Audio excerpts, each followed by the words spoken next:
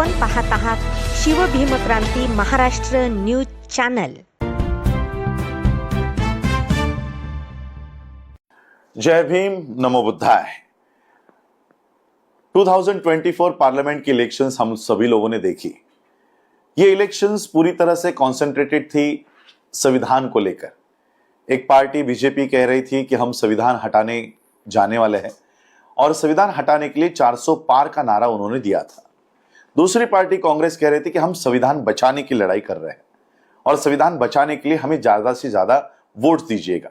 एक तरफ एक पार्टी कह रही थी कि संविधान हटाएंगे, दूसरी पार्टी कह रही थी कि संविधान बचाएंगे। अब बीजेपी हारने के बाद वो कह रहे कि कांग्रेस ने एक फेक नैरेटिव तैयार किया कि हम संविधान हटाने वाले हैं, जबकि खुद आनंद हेगड़े ये कह रहे थे कि 400 पार जाना है क्योंकि संविधान हटाना है।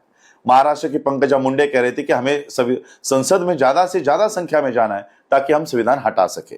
खुद नरेंद्र मोदी ने संसद में ये खड़े रहकर स्पीच दिया है कि 400 नहीं तो हम 370 तो ला ही रहे ताकि हम संविधान हटा सके। तो ये फेक नैरेटिव है, ये बीजेपी बोल नहीं सकती। हाँ, लेकिन फेक नैरेटिव है। फेक नैरेटिव ये है कि कांग्रेस जो कह रही थी कि हम संविधान बचाने के लिए जाने वाले हैं, ये फेक नैरेटिव है। बीजेपी को संविधान हटाना है, ये 100% सच है, लेकिन कांग्रेस को संविधान बचाना है, ये भी उतना सच नहीं है, क्योंकि मेरे पास उसके सबूत है। ये 2 दिन पहले भारत के संसद में कानून बनने जा रहा है, one nation one election. Government considering 3 bills to implement one nation one election plan. Bharat सरकार इस देश में वन नेशन वन इलेक्शन लाने जा रही है और इसके लिए उनको भारत के संविधान में 3 मेजर अमेंडमेंट्स करने हैं, जिसकी परमिशन संसद में दी गई है। Article 82, article 83 and article 327। ये 3 आर्टिकल्स में पिछले हफ्ते में बहुत बड़े अमेंडमेंट्स भारत में हो रहे हैं। अब मुझे बताओ, जो कांग्रेस ये कह रही थी कि हमें संविधान बचाने के लिए अंदर जाना है, ये अमेंडमेंट्स जब हो रहे थे तब राहुल बाबा क्या सो रहे थे?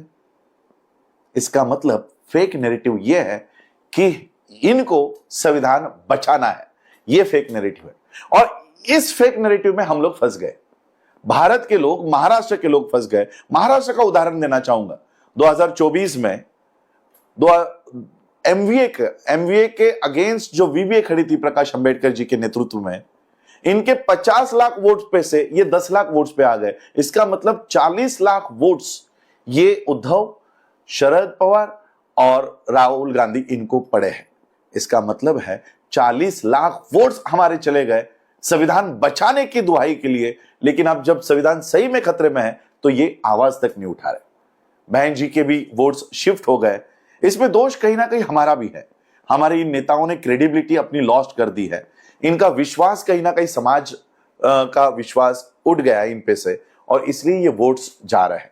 और इसलिए मैं आज फिर से हमारे समाज के वोट्स हमारे ही पार्टी में आए, ना इस इंडी ना एमवीए के लिए जाए, और हमारे वोट्स का रिप्रेजेंटेशन में तब्दील हो। इसके लिए आज मैं बाबा साहब के रिपब्लिकन पार्टी ऑफ इंडिया को फिर से रिवाइव करके इस पॉलिटिकल मूवमेंट को अपने हाथ में लेने की मुहिम कर रहा हूं। जो विश्वास अपने बहन जी पे दिखाया, मेरे चाचा जी पे दिखाया, मैं चाहता हूं कि यह विश्वास एक बार आप मेरे पे दिखाए। याद रखिएगा, मैं उस डीएनए से हूं जिस डीएनए ने इस देश में 2500 साल की गुलामगिरी को 60 साल के उनके जीवन कार्यकाल में खत्म कर दिया। उस डीएनए को लेकर मैं चल रहा हूं।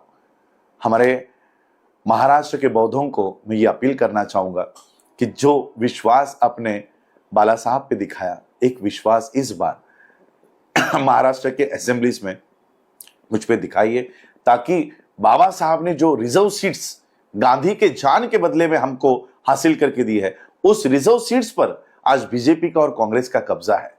क्या इनको नैतिक अधिकार है? अरे गांधी जी के जान के बदले में, प्राण के बदले में आपने हमको ये सीट्स दी है, वो सीट्स भी आप हमसे चुरा रहे हो।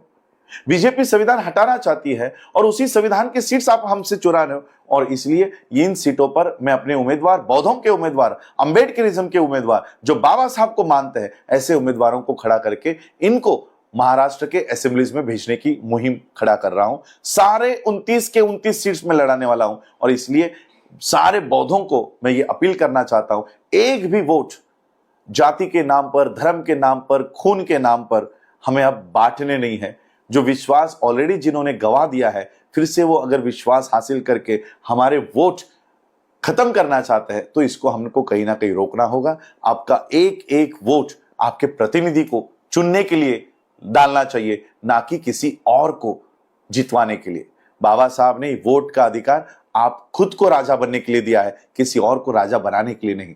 इस वोट का अधिकार का इस्तेमाल ठीक से कीजिएगा। इतना ही कहना चाहता हूं, बस इतना ही अपील करता हूं। जय भीम, नमो बुद्धाय, जय भारत, जय संविधान।